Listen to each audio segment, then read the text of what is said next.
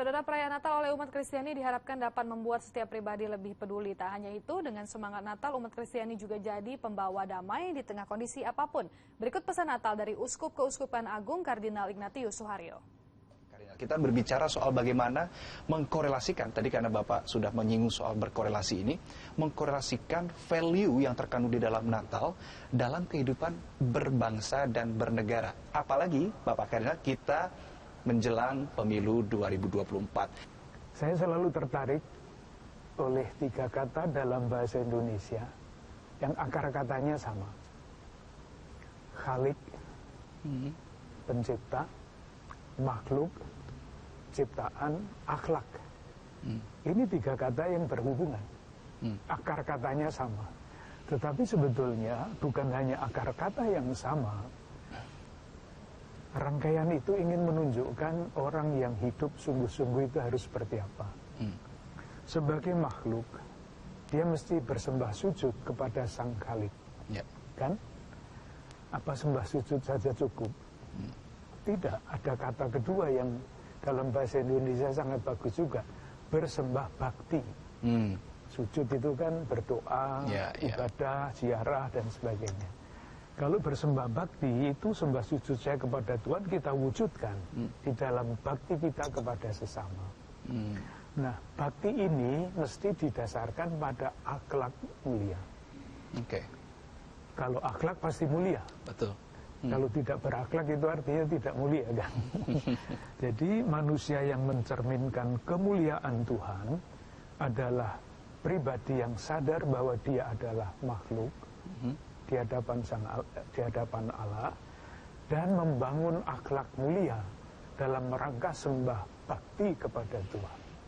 Oleh karena itu segala sesuatu menurut saya akhirnya yang akhlak mulia itulah yang paling penting.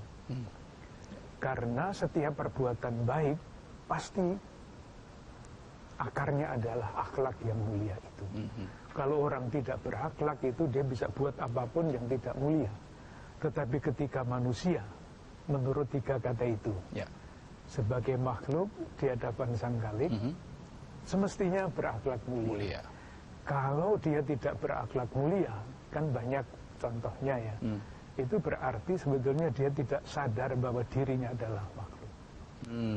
Dan itulah yang seharusnya dimiliki oleh setiap masyarakat, setiap individu ya, di tengah untuk mengimplementasikan itu saja. Jadi tidak hanya berhenti di agama saja, tetapi implementasi di kehidupan sosialnya juga harus dinyatakan ya, dikerjakan.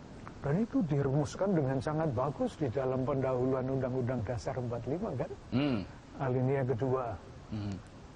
Negara ini didirikan untuk apa?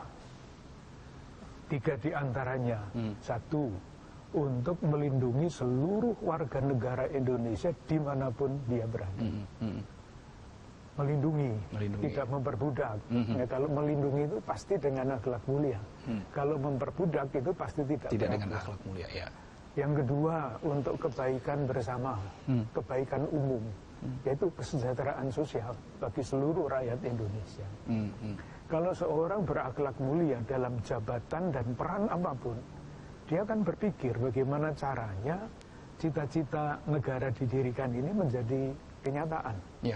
Bukan sebaliknya tidak berakhlak, korupsi misalnya. Yang ketiga itu mencerdaskan bangsa. Kalau kita membuat lembaga-lembaga pendidikan, itu cita-citanya kan mulia seperti itu.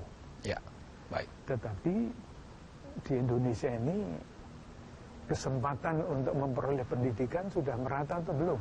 Menjadi sebuah refleksi sendiri ya. Nah itu silahkan memikirkan dan menjawab menurut keyakinan masing-masing.